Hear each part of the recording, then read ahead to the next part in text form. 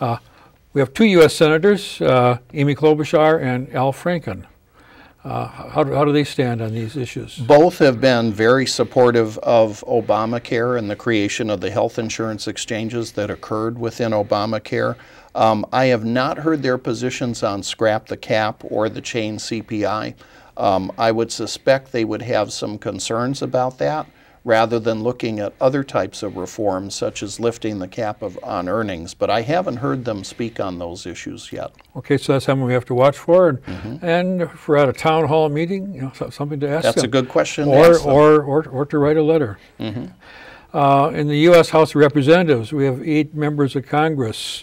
2 of them are from central cities or core cities. Right. Keith Ellison in Minneapolis, being one of them, and Betty McCollum, focused on St. Paul and suburban areas.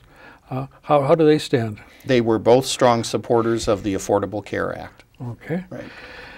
And we have 2 Republican suburban House members, Eric Paulson in western Hennepin County and that area, and then John Klein in the 2nd Congressional District, going down some of the southern suburbs. Eagan, Burnsville, Apple Valley. I live in Eagan, so South St. Paul, West St. Paul. Right, and, that's right. Since this last census, how are they? Both Congressman Klein and Congressman Paulson were opposed to the Affordable Care Act and have supported efforts to overturn the law or to repeal it. Okay. And I've not heard what they've said about chain CPI. I suspect that they would be opposing anything, or the cap on Social Security earnings. I would suspect that they would be opposed to anything that would result in higher FICA taxes. Okay. And in rural areas, in northwestern Minnesota, we have 2 Democrats, Colin Peterson, and then spreading across southern Minnesota from east to west, we have Congressman Tim Walz. How are they?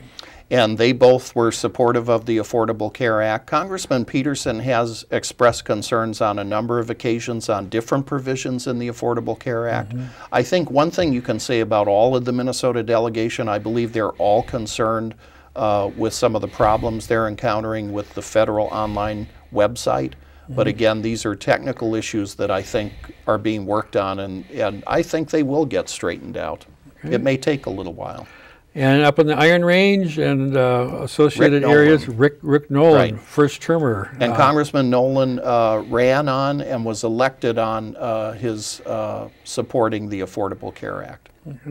And centered in the St. Cloud area, and we're on cable TV in the St. Cloud area. In the St. Cloud area, we have Michelle Bachmann, who is not running for re-election. Right. Well, and who was in the House, of course, in 2010. And of course, this is probably not a surprise to anyone listening to our show today. She has been one of the most vociferous opponents, I would say, of the Affordable Care Act, and has strongly opposed the law and has voted over 40 times in the House to repeal the Affordable Care Act. Yes. Steve Francisco, always great fun talking to you. And thanks to our award-winning director, Roger Carlson, and to today's crew, Ed Rapp, Larry Chadwick. It's been a great ride.